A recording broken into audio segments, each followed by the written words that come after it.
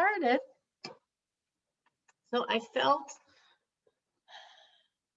felt that we have to take this class, and I don't know if I have anything to add to anything you've thought yourself or discussed, or I don't know, whatever your shul rabbi said, or I don't know what anyone's been exposed to, have been listening to.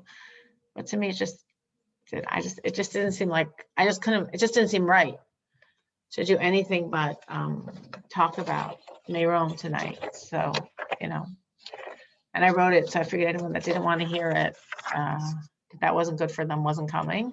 And I do know I had a long conversation with someone who isn't coming, and I told her she shouldn't. So, I know a lot of people on a lot of different spaces. So this is my thoughts, and you can take it as my thoughts. Everything I'm saying, of course, is based on Torah, but Torah has many different dimensions. Right away that Thursday night, someone texted me or WhatsApped me like, what do you explain this? What's going on? How do you explain something like this? And I gave an answer. And the answer I gave, and that was the raw of the first moments, is the exact same answer I have now Sunday night, after having spent so many hours thinking and crying and being in pain. But I don't have any different answer than I had when I was asked for the first time Thursday night. And I wrote back, because I knew I couldn't talk at that moment. I wrote back, I don't know, I trust. And that's exactly the answer I have now. And that is based on Torah. It's not a cop-out, because Torah explains that it's impossible for man, finite us, to comprehend the reasoning of the infinity of God, of the infinite creator. We have no way of knowing even some of his reasons, if not that he told us to look in Torah and find them. So what's findable for us, what's accessible, is what he told us are his reasons in Torah. And everything else is not fathomable. I can give lots of excuses, but and they're not true excuses. When I say excuses, there's lots of things to say that are true. But when you get to the core of it, the core is we are finite. He is infinite.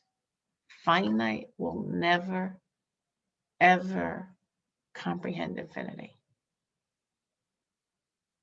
We never will. By Mashiach, maybe. But until that complete revelation of Mashiach, we will never comprehend the infinity of God. So with all of my pain, which I assume is everyone here's pain, and with all my tears, and I'm sure we all cried. I cried a lot. I'm sure we all cried a lot. And the only answer I have for myself, so it's the only answer I can really share, is trust God. And at this point, I don't even know if my pain is good. I'm like wondering, as I like search the web and I try to find something, I don't even know what I'm looking for, that I want to see, that I haven't seen already. And every place I go to, it says, you visited this site. Like, I don't know what I'm thinking I'm going to find. But I think what I need to do is channel the pain into doing more good, as an elevation for those souls, for those 45 holy souls, and to bring Mashiach, to heal the pain, because otherwise it almost feels like an indulgence, which is so wrong.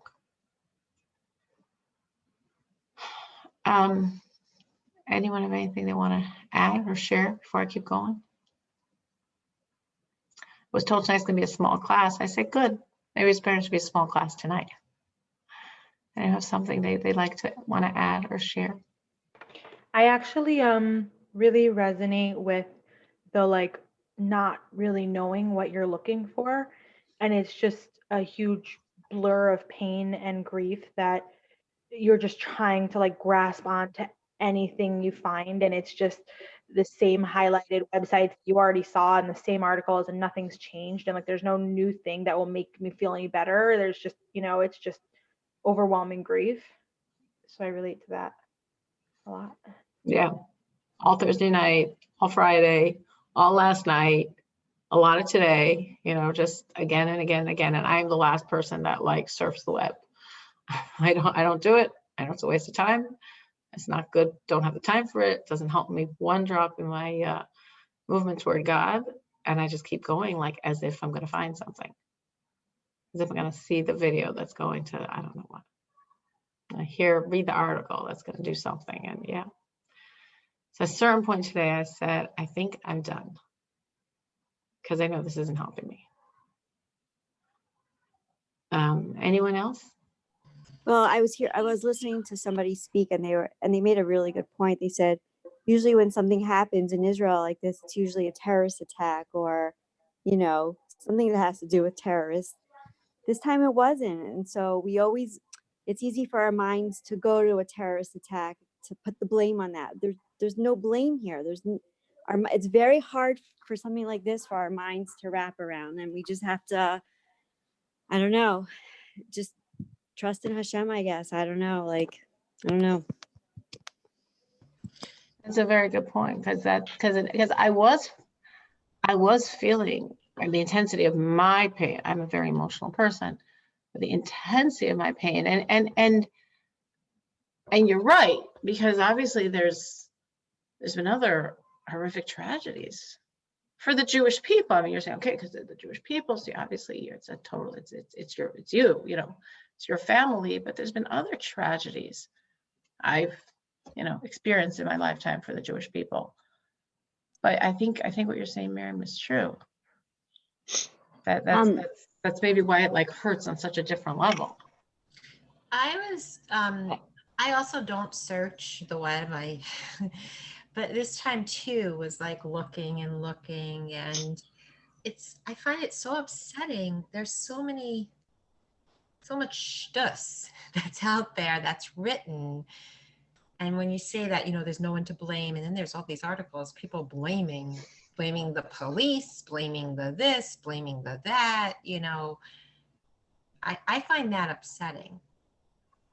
So that's when you get off those articles or videos. Correct, right. No, I know, but you don't know that those are the articles that are. Right, you start reading and I mean, there's a number of articles I started reading and I left for various reasons. And yes, right. I definitely agree with you, many. But I think what Miriam's saying is that's part of human nature. We want to blame because maybe that makes it more valuable to us. Yeah. I think that's what Meron was saying. When there's something to blame, we can digest it in a way. Right. That's what he was saying. Yeah. He was talking to Charlie Harari. They were having a conversation about it, and it sort of put it. He's right. We have someone to blame, and this time, no. And Simcha's right. There is, of course, a lot of different fingers being pointed, and I read plenty of articles with fingers being pointed. I definitely did, and learned a lot of names of a lot of people in Israel, and there definitely is going to be investigation and this and that, and who knows, in the end of the day, it's God's world. Even some of the things that were done that definitely the gashmias on a physical plane created the situation, and you're like, what were they thinking? So obvious that makes no sense. But that's part of giving the buck back to God. Because in the end of the day, what happens is his plan. And he could have put in people's heads very irrational things to do that make no sense. But they did them at the time thinking it made sense. Having a reason, which of course, once you analyze the reason, made no sense and was so thoughtless and obviously would lead to catastrophe and chaos and loss of life. But I mean, as we've discussed in this class, sometimes I've seen myself sometimes that I've done something that sort of irrational, but then later see the unfolding of the divine providence, why God wanted me to do that, not in a negative situation, where just I saw, oh, God wanted me to, at this moment, do this. And therefore he had put this irrational thought in my head to do something that I wouldn't normally do. Nothing bad, but just like, didn't really make any sense if I wondered about it, but I just didn't. I just did it. And then later I realized why God wanted me to do it. So the same way we can see that when it's good and works out, and it's, like we use this expression, oh my gosh, that was such hashgacha pratis. That was such divine providence. And it's almost like a silly sentence, because everything is divine providence. Everything is God's hand. As the Baal Shem Tov teaches, that the movement of the blade of grass, of the leaf in the wind, is very specific divine providence. So when we say, oh my gosh, that was such divine providence, what we mean is we see it. We see the hand of God, as versus 99% of the time when it's all the hand of God, but we don't realize it as such. Well, especially such a tragedy. I mean, the night before I was talking, my son lives in Nachlaot, and 2 years ago he went to Meron. So I was talking to him and I'm like, are you going to Meron? And he said, no, it's not. It was so crowded. It wasn't my scene. I'm not going. My roommate's going. And so then that night I knew he wasn't there. And, but I knew his roommate was there. And his brother, who goes to Masifta here, called. He's 15. He called me because he heard what happened. Is Moshe okay? Is he okay? Do you know if he's okay? It's like, it just hits everyone. So sure. I found out 5 a.m. in the morning that his roommate was okay, because he texted me and said, I finally got in touch with Daniel and he's fine, but it's just so hard to see hashgacha pratis when, so many like seemingly innocent wives disappear for unexpectedly, Absolutely. Elisa, what were you going to add? It was really hard for me. I made sure to make it to shul this week, which things have been like slowly opening, but I had to go because I just couldn't stop thinking. And same, I've been searching the web and all of that. And I guess one thing that I was like thinking, I researched, like, what is this? Like, what does that even mean to have this event happen? And I saw that it happens often in history, and it's happened often. And the only thing, like, one takeaway that I did is, like, how many times God didn't let this happen, though. Like, it's something that does occur, and there's been so, like, that's the only, first of all, it brought everyone together, as a Jewish nation. Like, everybody is on the same exact page. As a boy who is, from 5 minutes away from me, who was killed, and like his parents go to the shul, down the block from where Basi lives. And I mean, it's hitting everybody, but like, it's bringing everyone together and having them stop, checking the bodies Erev Shabbos. It just showed like how great, like the religion comes first, like that. Like we don't just, whether or not we follow what we're supposed to be doing. And it was just kind of like eye-opening to see like how easy it would have been for someone to say, no, this is like more of an important matter, like Shabbos, put it to the side for now. But like, no, Shabbos is still Shabbos. Like there's something bigger, like how this didn't happen in Yetzias Mitzrayim, or in like these events I never heard of it before. So I don't know, I guess I try to think like how many times that this could have happened at so many events that we've had crowded, with the Kohanim, when they get together with the, they finish the Siyam Hashas, and, so many times thank God it didn't happen. Like, God has to be in charge, and there was a reason for it. Like, these people had souls that were, I can't make sense of it, but it brings me comfort to know that there has to be a higher purpose, and these people were brought back to a place where, hopefully we don't understand here, but they are in a better place. And it just brought comfort to know that it brought us together as Klal Yisrael, over Shabbos, to be able to all be on the same page, thinking the same things. And it made everyone, I think it made everyone Shabbos that much more meaningful, more important to have those prayers, in your thoughts. So I think what my son said right away, he's whatever it is. Now I've got to think of his age at the moment, 22, young. But he said right away, he said, and of course, I thought of it also, he said, it's just so, there were so few people compared to what was normally in Meron. There were 100,000 people at that time. That's nothing for the Meron celebrations. So that just sort of highlighted to him and to me, thinking of it, again, that Yad Hashem, again, you go back and the police and they closed the gate, which was always left open. But in the end of the day, there's a lot of crazy, not enough room for people to move spaces when there's hundreds and hundreds of thousands of people. My son. Is there something significant with the number 45 by any chance that you could share with us? I was thinking of it, but that's just what I made up in my head. But I'll just tell you, my son, who lives in Tzfat, and he's gone to Meron for many, many years. So for him, it's not like that chavaya, that once in a lifetime experience. And he had already told me before that he wasn't going to spend the night there. And I honestly, I didn't even think of him when I heard it happen. It didn't even I don't know. I didn't even have that fear. I didn't even connect it. But afterwards, when I spoke to him, he right away put up on WhatsApp, I'm okay, don't worry, I'm not there. But he said he came at 10, he left at 11:30. And he said in his brain, he's like, wow, it's so empty this year. He's never seen it this empty. And he left at 11:30 because nothing was happening. And normally there's dancing and he would stay and he loves to dance and he would dance. And Hashem protected him. There was no dancing at that moment, at least where he was. And he's like, should I stay? My wife and daughter can go back in the car. And he's like, no, nothing really happening. And he left.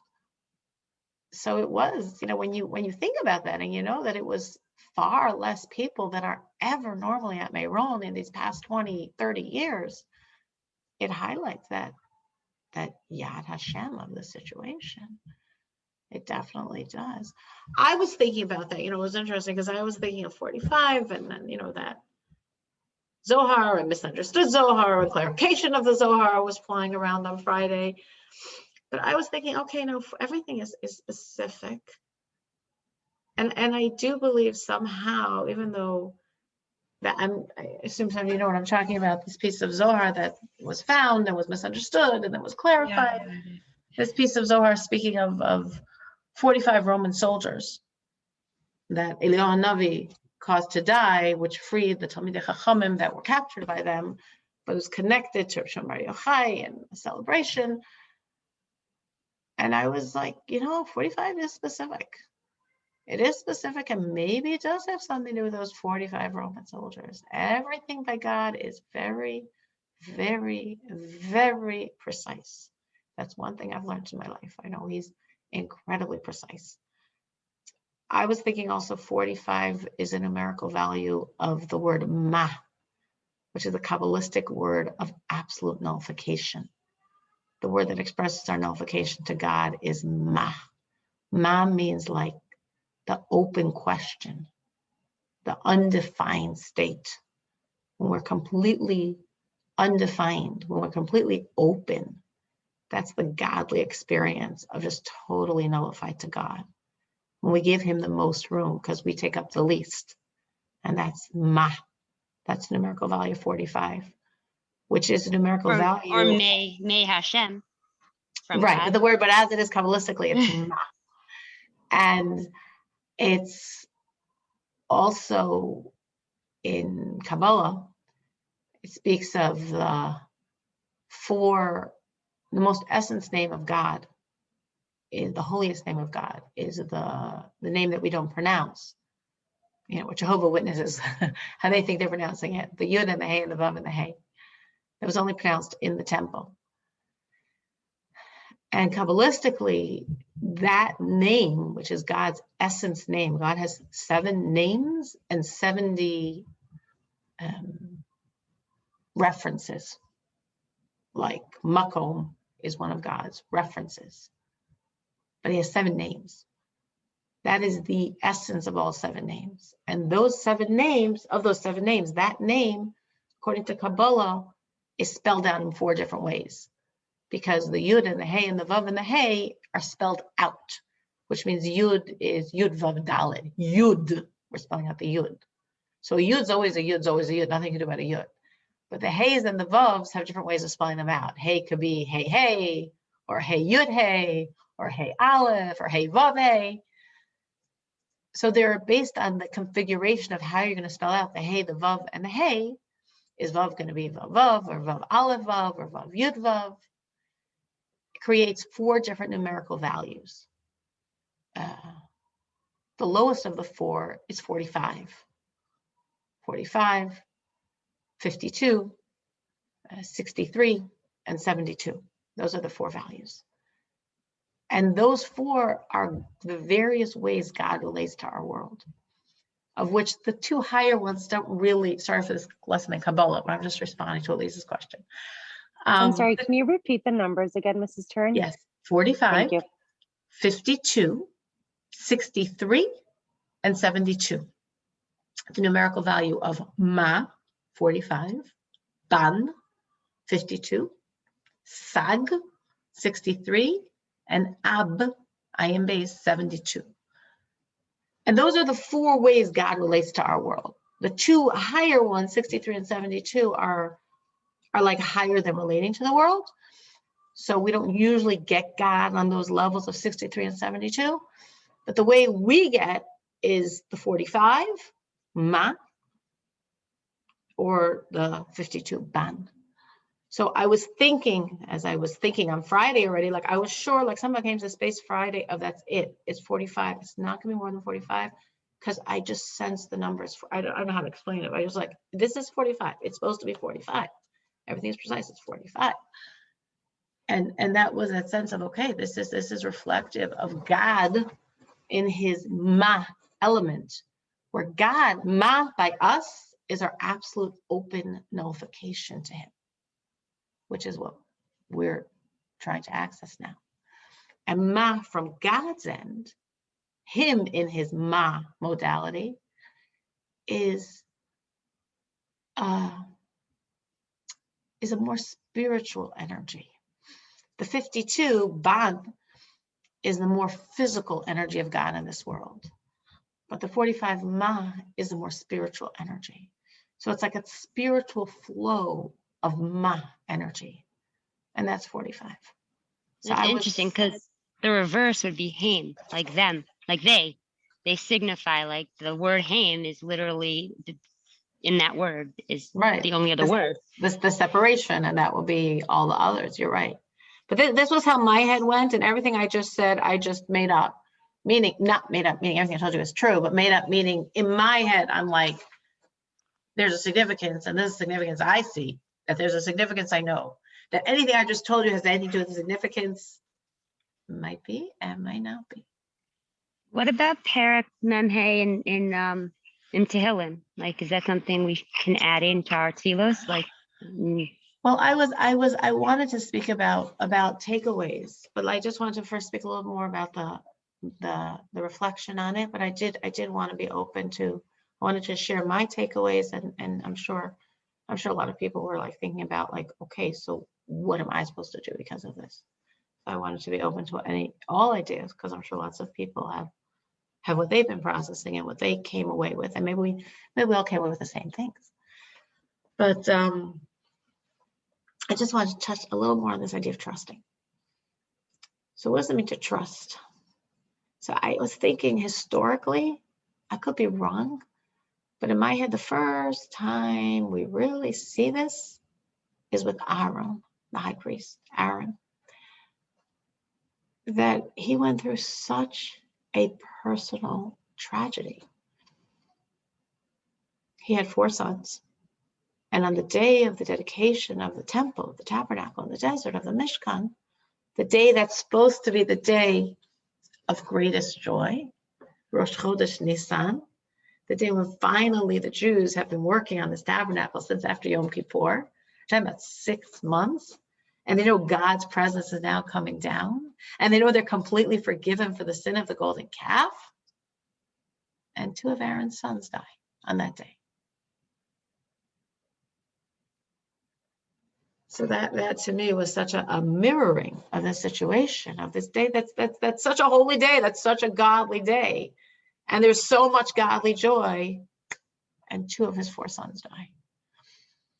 And Torah tells us that what was Aaron's response? Vayidom Aaron. And Aaron was silent. His response was he didn't say a word. It was silence. It was grief. It was acceptance. And it was silence. And this was, according to God, the absolutely best response. Like nothing he could have said would have been expressive of his relationship with God. Nothing would, he wasn't going to be in the business of making excuses for God. It wasn't his position. He didn't have to create the apologetics. He was silent. And trust means, God, I don't pretend to understand you, but I know you know what you are doing. That's how I was like thinking, what does this mean, trust? And that's like the line that resonated inside of me. We're not pretending to understand. We could say lots of things. It's like I could tell you lots of things, but I don't want to lose that basic core point that we don't understand. But I know he knows what he's doing. I know it's absolutely every detail of it, all him. And yes, you could blame the police, and you could blame the Ministry of the Religious Affairs, and you could blame this, and you could blame that, and everyone in Israel is pointing fingers. So there's lots of people we could blame, and it's all God. You want to be God's tool for good. You never want to be God's tool for anything but good. But whatever the tools do, it's all God. So precisely. I was speaking to someone tonight whose son was there. Baruch Hashem, physically walked away fine, but he was literally there in that crush. And I was like, again, talking about such hashgacha pratis, to use that term, I'm like, wow, there were 100,000 people there on Meron at that moment. How many were in that spot? A few thousand. Which of course was unbearable. But 95+% of all the people in Meron were not at that moment in that spot. When they show you the pictures and the videos and you see all the people by the Toldos Aaron bonfire dancing up and down and singing, and like it's almost as if they're creating your mind the sense of like, oh, that's what caused it. So many people on these very, sketchy stadium, probably built up, oh yeah, they bounced up and down and they probably all collapsed. It had nothing to do with it. Those people were singing away as it was going on. They had no clue. There were a few thousand people from the 100,000 on the mountaintop. And your son was exactly there among them. God wanted him to be there. Every person that was there, as each person was affected. God wanted it in every single detail. Every detail is him. And trust means, I know you're doing it from love. And I know, trust means, that when we are in pain, you are in far greater pain. Because I know you were with every single man that was trapped there. I'm watching videos. I'm reading names and descriptions and crying. Then I'm looking at the pictures with the descriptions and crying. You were with every single person. Each individual, with everything they were going through, you were with them. Every single moment of it. So I know my pain is nothing. It's it's so superficial. You were there in the pain of each person when they were going through. That's what trust means. And those are like really things to really think about, to understand what it means when we say, God, I don't know if I trust you. I trust you that you know what you're doing. I trust you that every detail was exactly you. I trust you it was from love. And I trust you that your pain is as infinite as everything else. Elise? Sorry, I pressed it by accident. No problem. Do you have something you want to add? It was by accident, but maybe it's something you want to add. No, I'm just listening, but I actually realized I met the boy from Teaneck Pesach many years ago because my sister knew his family. So there's a personal effect when you know someone who's actually, you met him once in his short life. So, makes you think and makes you really appreciate. Absolutely. Meron, can I ask a question? Sure. So I understand the part about trusting God. I mean, we all have that every day in our life, I think. At least I know I do. Things happen and you just have to trust that, okay, God, you wanted this to happen. Not sure why that happened, but somehow it's for the good because everything is. But the example of Aaron, right? Because we just finished learning all about this recently, right? At least in the Parsha, and my friend and I do a Sikha every week for the Parsha and stuff. And the one that we did, and I can't remember which one, it was the Sikhas in English. But Aaron had Moshe there telling him that this was for the good. And Moshe was like, the leader. And even though it was so painful for Aaron, he had, you don't have any, like these people who lost people don't have anyone standing there saying, well, your son was more righteous than I, and I knew the sanctuary was going to be sanctified by one of us, I thought, but it wasn't. It was sanctified by your sons, and they're holier than we are, and God took them. So that's a great question. The answer I would say to that, and I think we can all understand Simcha's question, and she quoted very well exactly the dialogue between Moshe and Aharon. That was exactly accurate.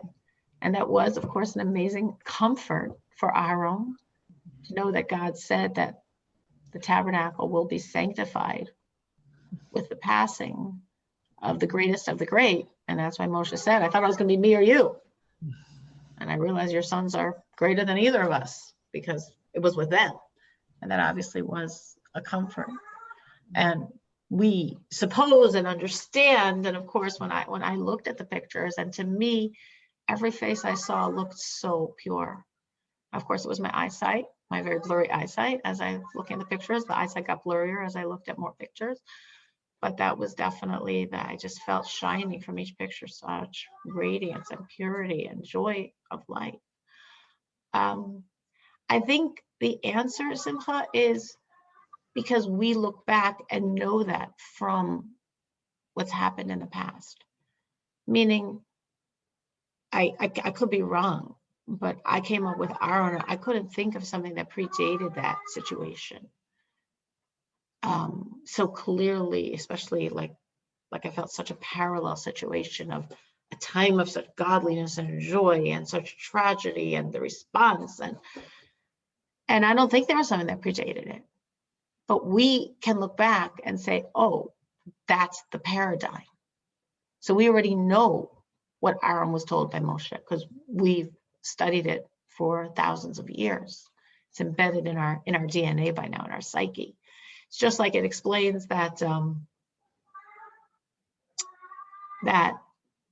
the generations, the earlier generations, God gave them a much longer time to sin before he punished them. We're going back to beginnings of history.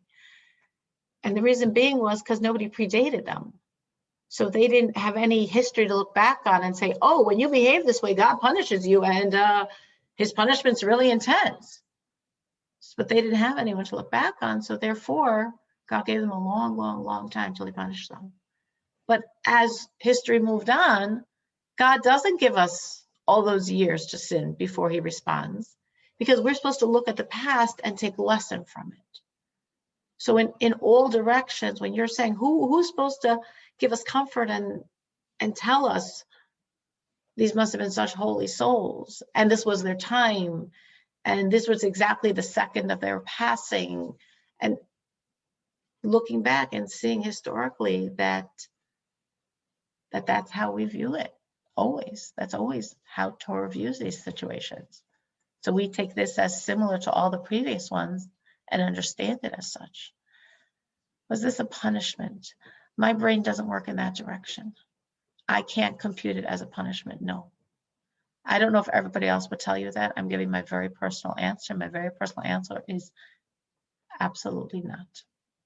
Absolutely not. That's not my vision of God. I don't look at him that way at all. So I can't envisioning him taking a 13-year-old child as punishment. No. Or a father of 11 children as a punishment. No. No. I don't look at God that way. That's not my God. So I can't possibly envision it as a punishment. Well, you just said with the story of Aaron that was for a punishment. So that's why I didn't use that word. No, I didn't say that at all. I just said no, I did not use that word. I said that the tragedy, I was comparing the tragedy of like losing 2 of his 4 sons on this holy, holy, holy day in this holy, holy, holy place, the dedication of the tabernacle, in the tabernacle proper. And then suddenly the 2 of them gone. And the intensity of that grief, which of course he had, but his absolute silence, his absolute acceptance of the will of God. But no, I wouldn't look at that as I don't look at God that way. I don't know how to put it in any other words besides that's not God as I understand him at all. No. If I do something wrong and I suffer because I did something wrong, I get it. To say there were 45 korbanos for some sin of the world, no. I wouldn't look at God that way at all.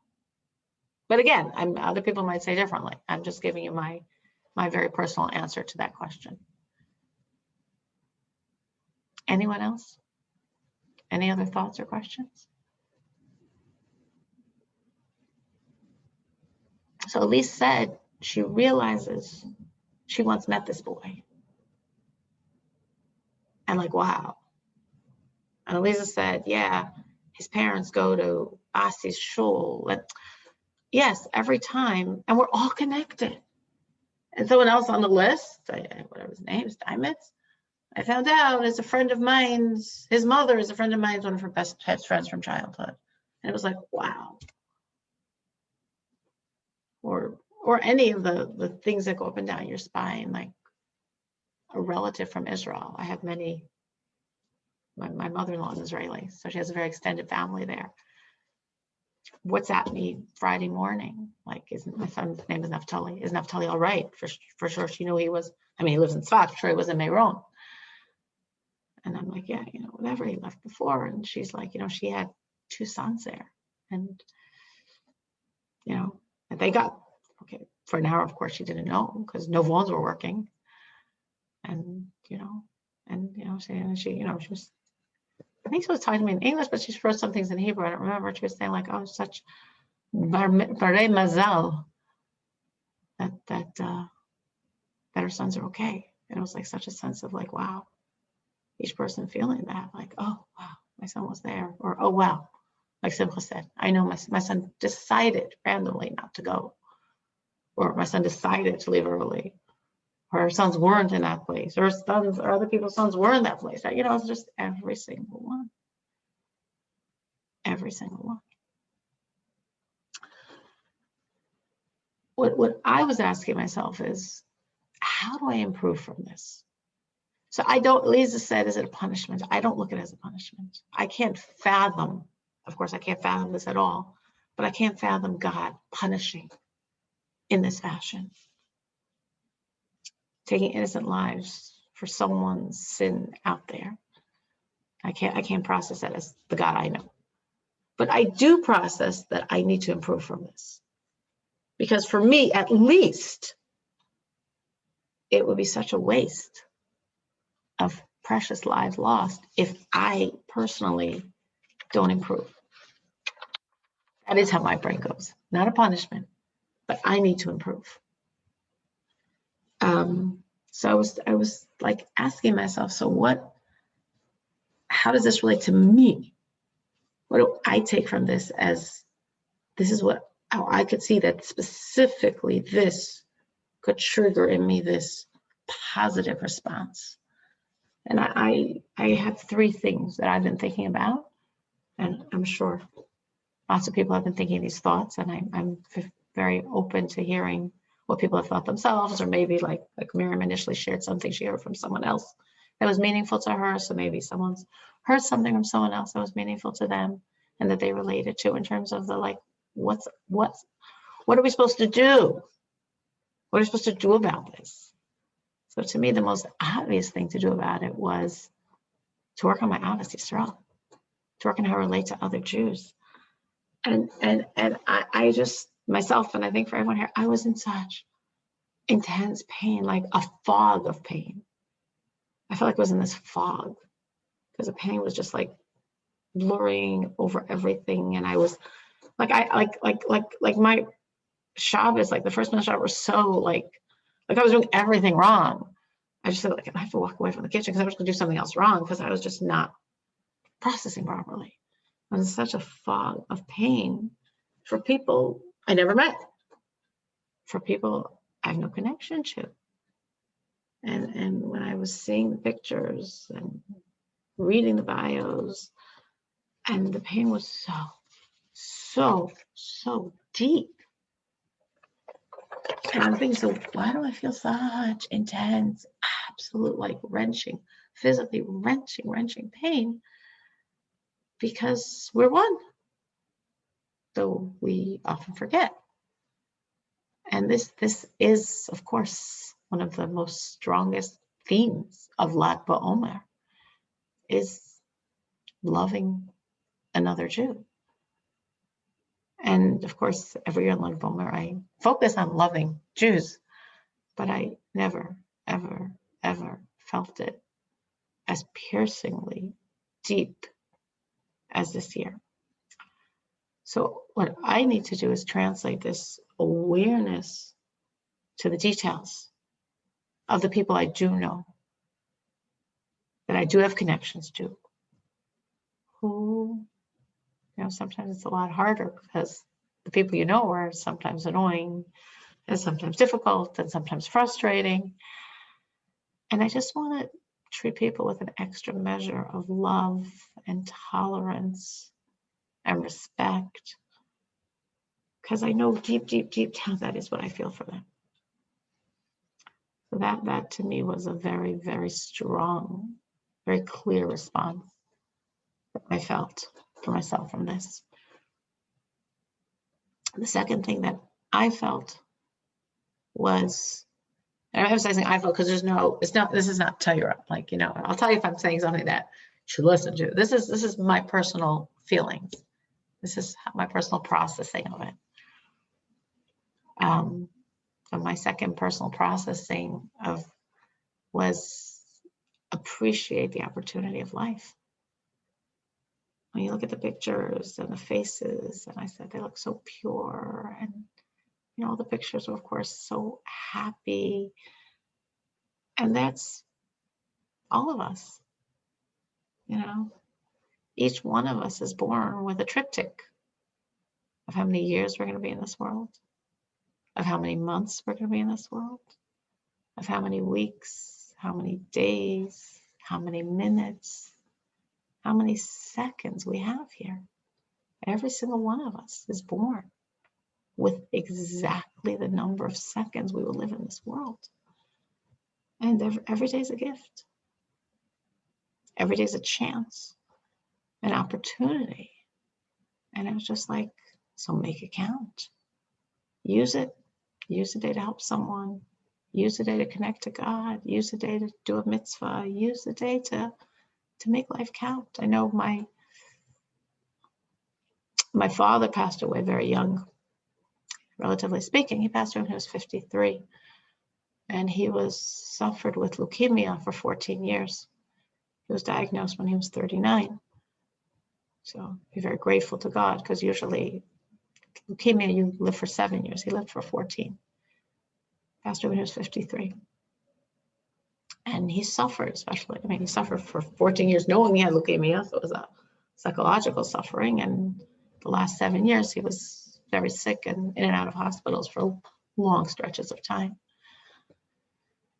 And then he passed away, and I went through a lot of thinking about, before he was born, this is exactly the amount of time God gave him, even though we pushed so hard and did so many mitzvahs and said so many psalms to him and gave so much charity and got so many people to do so many mitzvahs. And this was the life God determined before he was born. And then my father-in-law passed away when he was 90. That's a beautiful, ripe old age. And he drowned in a pool in the JCC. And it was like such a tragedy. It was so tragic. That was He your was father-in-law? That was my father-in-law, yeah. Oh my Yeah, that was my goodness. father-in-law. Very, very tragic. Healthy enough to go swimming and drown. This crazy, crazy situation. And he was 90. And, thank God he didn't suffer for 7 years before he passed away, or 14 years before he passed away. But then it's that sudden, wrenching loss. He was 90, but it was still a very wrenching loss. And, and again, thinking then, before he was born, his years, his minutes, his seconds were allocated, and everything's very precise. At least two people said to us, well, the swimming pool is considered on a certain level a mikvah, like a ritual pool, to count as such. So God took him when he was immersed, perfect cleansing, which was somewhat of a comfort in a very hard situation. But that's general rule. It says in the verse, "Hachai yiten alibo," the living take to heart. And what that means, of course, in a very specific way, is you think of a person that passed away and you think of their beautiful qualities, and you learn from their special qualities that you generally only really appreciate after they pass away. But it also in general means death is our trigger to stop and revalue life, is our trigger to stop and say, am I utilizing this gift called life? Am I utilizing it? God's giving me life, and I don't know the days, the minutes, the seconds, none of us do. But the only thing we can do is say, we have to make it count. Which sort of led to my third point. This, of course, is very personal for me, is just to really, one thing I really want to do, as I was thinking of being a mother, thinking of the pain of those mothers, just love my children even more. Just thinking of every mother to hear that news, and just say, don't get annoyed by the small stuff. Make sure I saturate them with my love. Just think of people regretting the extra hug they didn't give their child that day, that they would never see again. So to give my child that extra hug, that extra minute of attention, even though I have lots and lots and lots of other things calling my name at that moment, but just to appreciate the gift and appreciate the ability to give that to my child. So those were the three things I was thinking of as how do I validate this? How do I move as should be a ascension for these souls? Just do something with the pain. The pain has to be a catalyst for growth. And then to bring Mashiach. As I kept saying, okay, God, you're the only one that can do it. It says when Mashiach comes, God will wipe away all tears. I kept turning to him, giving him my fair share of, not of blame, but of like, you can heal. None of us can heal the pain people are going through now, only you. And just please, please, please, please, please heal this pain. Does anyone have something they were thinking of, what they thought they could take on, or what just seemed to them the natural response to this for in their life? Well, because it happened Thursday night, so Friday came, and then I guess I never davened Kabbalat Shabbat, and I took it upon myself now every Friday night to daven Kabbalat Shabbat, and yeah. You know, that's actually very appropriate connected to Meron, because Kabbalat Shabbat is a very mystical prayer. You know, the Lechadodi is a very, very, very mystical prayer. And it says that the Arizal, who was in a sense a spiritual successor to Reb Shimon Bar Yochai, though he lived thousands of years later, but basically we think of it as from Reb Shimon Bar Yochai, who was the ultimate teacher and master of the esoteric wisdoms. His successor, the second to him, is the Arizal. And it says that the Arizal will go out of the fields Friday night. He would take his students out. He was the first person after Reb Shimon Bar Yochai who publicly taught Kabbalah. And he would go out Friday night to the fields surrounding Tzfat. And of course, Tzfat always has been the hotbed of mysticism. No accidents. And at the time of the Arizal, it was, and they would go out of the city, whatever the city meant, and they would go to the fields to welcome the Shabbos queen with all of the kavanot, with all of the mystical intentions that are embedded in the Kabbalat Shabbat. So it's very, very appropriate for Meron and Rashbi to take on something like that. It actually says, there's a famous incident. Now the Arizal's in Tzfat, and a tiny drop about Israel. This is, hundreds of years ago. He said to his students one Friday night, come, let's go to Jerusalem. Let's go to Yerushalayim to greet the Shabbos queen of Yerushalayim. And of course, they knew that that's, impossible. They're going to start walking at Shabbos, besides, of course, going outside that thing called the Tchum, the halachic concept problem. But okay, they trusted the Arizal, but how would they ever get to Jerusalem before Shabbos be over? And but he knows what he's doing, and they were like, okay, we're going. And some students said, wait, we're not going to leave the city without asking our wife's permission. Let me just consult with my wife. And the Arizal said, okay, you lost it, guys. And this was the opportunity. One of the many times in history we know such stories. The opportunity to bring Mashiach. If you had just followed me, if you just accepted, you just trusted enough to just walk with me to Jerusalem, this would have been walking to Mashiach. But if you have to first ask your wife, is this okay? Forget it. So the Kabbalat Shabbat is a very, very, very appropriate connection. Anyone else had some thoughts on things they did take on or thought to take on?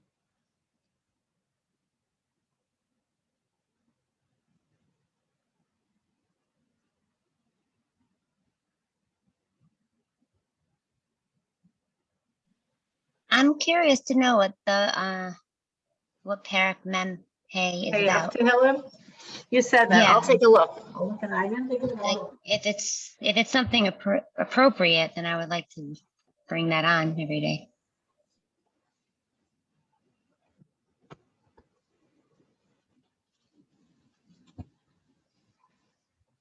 I think I'd know, but I definitely have to look. Parak Mem Hey. Parak Mem Hey is about Mashiach, which is very appropriate because that's definitely the response that God needs, to wipe away the tears.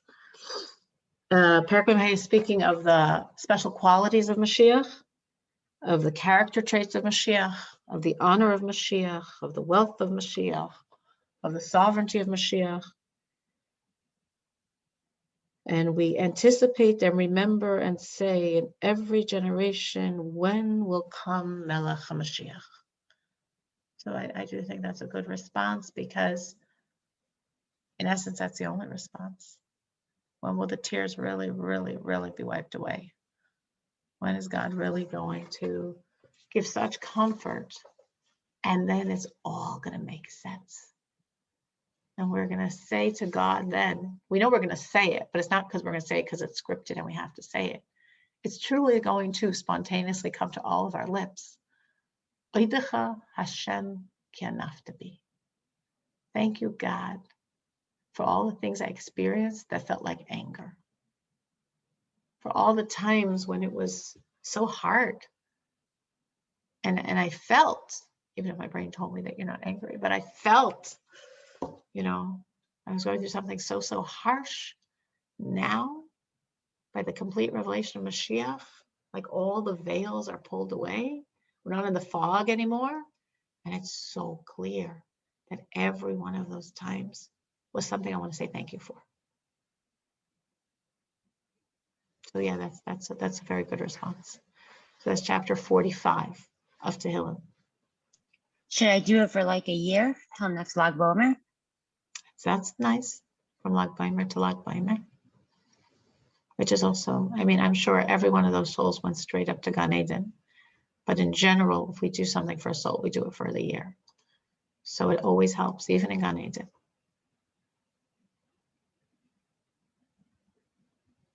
But to me, it was just akin to a death al Kiddush Hashem, for the sanctification of God's name. In Meron, on Lag Boimer, going there to celebrate with Reb Shimon Bar Yochai. So it was a death al Kiddush Hashem, whoever the person is, we're told goes directly to Gan Eden, which includes every soldier that dies defending Israel. Any soldier, any Jewish soldier that dies defending Israel is considered a death al Kiddush Hashem. It doesn't make a difference if he never said Shema, never put on tefillin, never kept the Shabbat. Every such soldier goes straight to Gan Eden. So for sure, these people. But yes, when we do something for a soul, we generally do it for the year. So that's a good idea. And even though they are in Gan Eden, what we do still helps. Because in Gan Eden, as we happen, Bashkacha Pratit, divine providence, to be discussing last week, in Gan Eden, the soul cannot generate for itself any more merits. So all the merits of everything done during the person's lifetime are shining and ascending that soul, but they can't create anything new. But we can give them new energy. So anything we do for someone who's departed helps that soul ascend higher and higher and higher.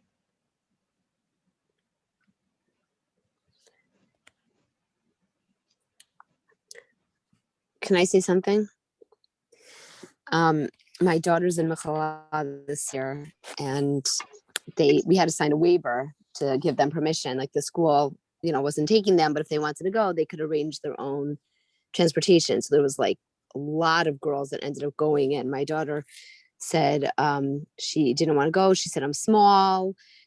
I heard people can get trampled on. Like she actually said that. She was like, I'm a germaphobe. I don't want to go. And I was like, oh, it sounds great. Are you sure? She's like, yeah. I just want to stay local. So she didn't go. Her two roommates went, a bunch of her friends, and it was like they all, whatever. Thank God they got out. They were like, I think on the bus till like 5:30 in the morning, and they didn't get back. They had left like 5:15 Thursday, and they ended up getting back like Friday morning at 8:30 in the morning. It was like crazy. And like Mechala kept sending out emails that they've been in touch with the girls, and they had therapists waiting, and it's just been it was just terrible. And they had a whole kumsitz like for the yeshiva boys, like I think all of them together tonight. And so Mechala is like a huge campus, and they have a big basketball court. So they said that they're doing a big kumsitz tomorrow for all the seminaries, and all the girls should spread the word for like every seminary, for them all to come and just like have that time and all the girls together. So that's really, really nice. So they're all So really looking beautiful. forward to that. Yeah, it's very beautiful. And then there was like a hookup to watch the a funeral of that boy Donnie Morris today, and a lot of people felt very close to him because like he's from New Jersey, from Teaneck, and some of the girls knew him, so all the yeshivas went, but they said there's not enough room for all the seminaries, so each seminary could send like 20 girls or whatever. So there was 3 girls from Mechala who personally knew him, and they went, and they were all just watching it on a live hookup. But Zahava was saying that one of the rabbeim was speaking today.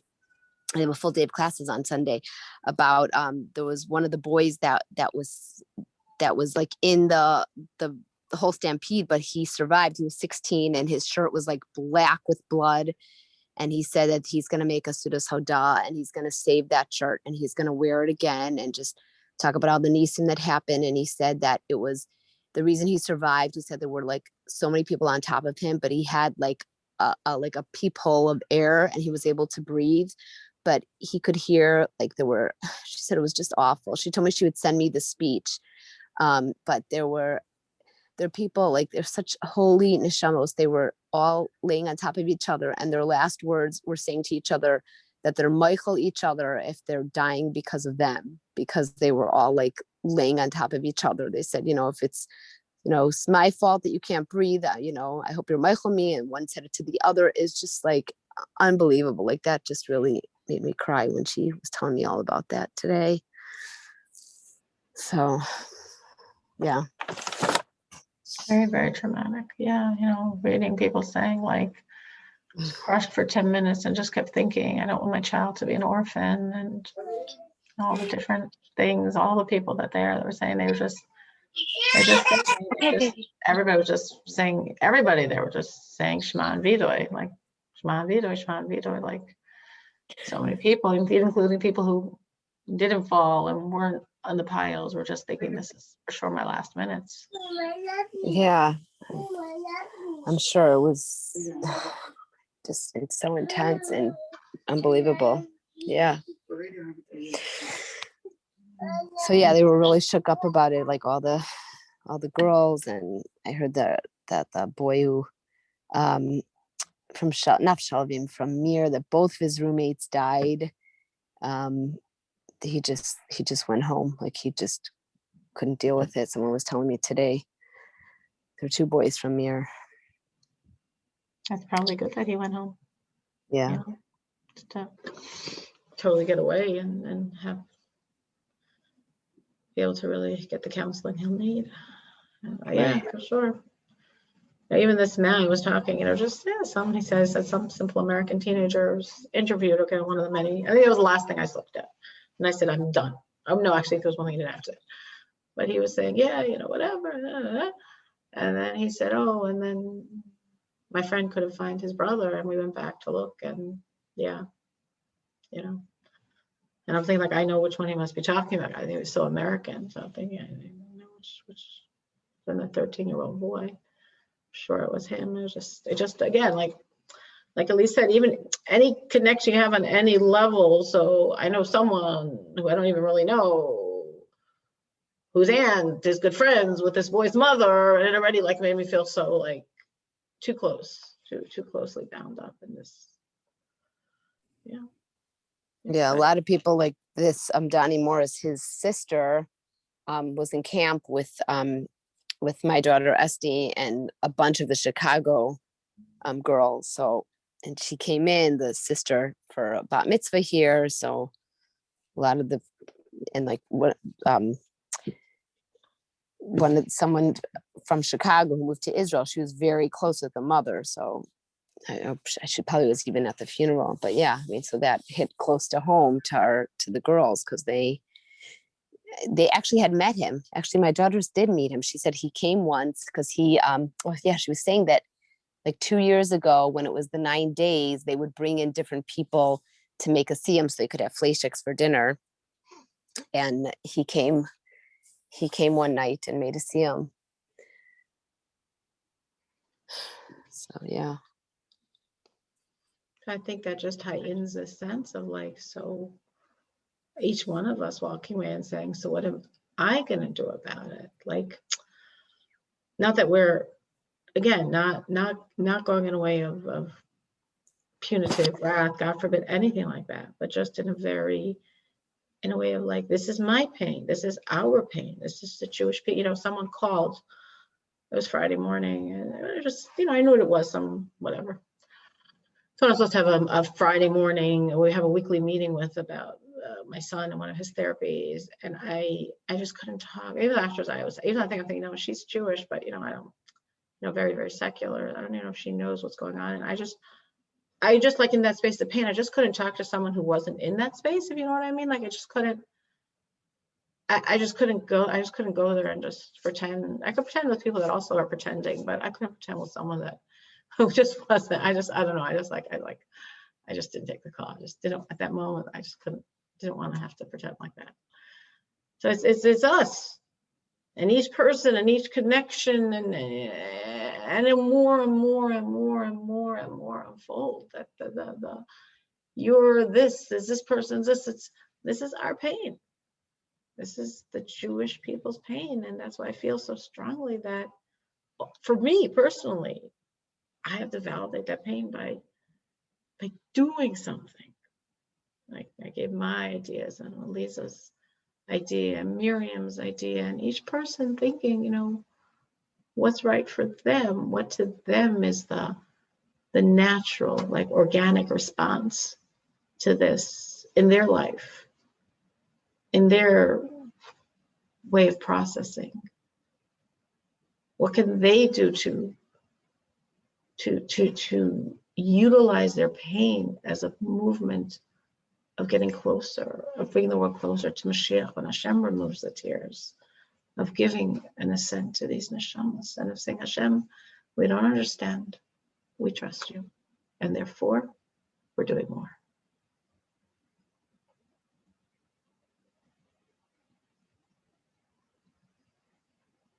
Anyone have anything else they'd like to add?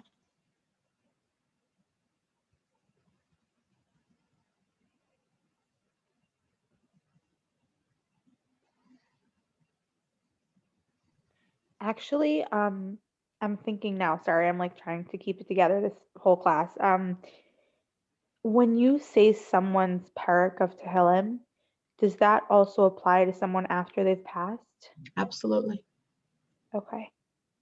absolutely. So you say that like if they were, you know, a certain age, you Say say their year. okay. You say their year. For like forever or And for as long as you do it, I still say my father's capital. I still say my father-in-law's. okay.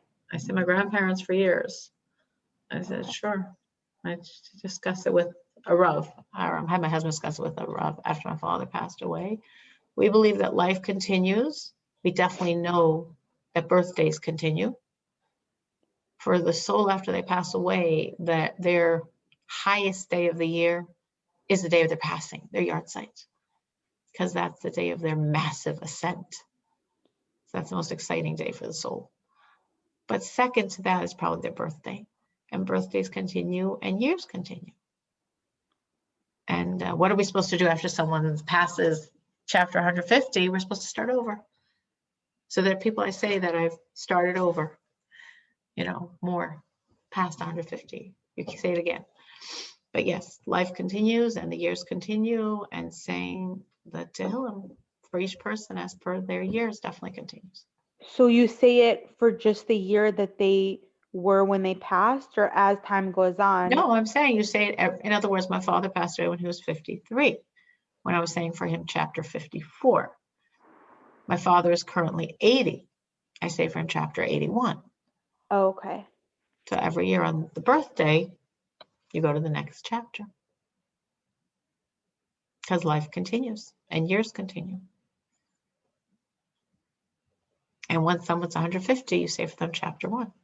Because at that point, you started over.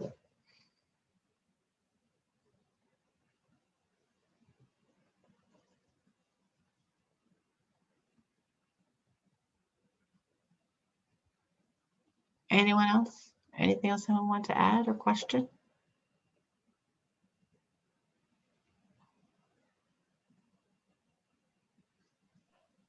Thank you for letting us talk about this because it's very hard thing to be digested. So it was helpful to hear and discuss it in a group. It just felt to me like I was like, I couldn't talk about anything else. It would just seem disrespectful. Seemed very, very disrespectful. So yeah. And I thought again, I thought the divine providence is that it should be a small class. So that felt appropriate. Okay, thank you everyone for joining. And I'm sure that we all will have the right response and have the right takeaway, what each one of us is supposed to have to really utilize the pain as the catalyst for what God wants from us. Amen. Thank you very much. Yes, Amen. Thank you. בשורות טובות. בשורות טובות.